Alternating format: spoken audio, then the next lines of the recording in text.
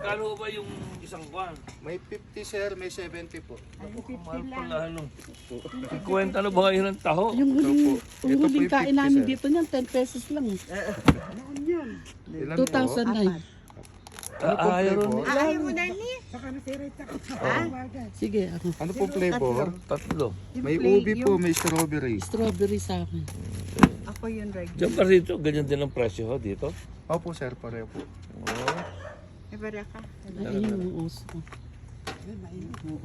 ayun ang bait. Ay, gano'n. Yan, bali 50 yan, ganyan. Opo sir. Ako regular yung ano. Opo ma'am.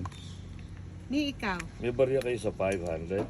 Ako na gano'n. Pero may 100 lang yung barya ko. Ah, ito lang. Ay, ano pala, ito pala. Yung dalawa po, anong flavor? Yung akin strawberry. Oo nga, 150. Ano to flavor ng dalawa? Yung plain.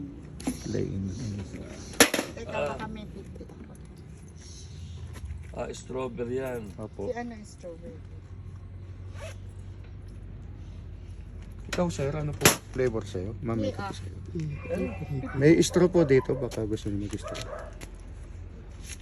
Ma'am, ito po sa'yo. Ay. Kuha ka ng straw, ma'am. Yung isa. Sa'yo sir, anong flavor? Plain.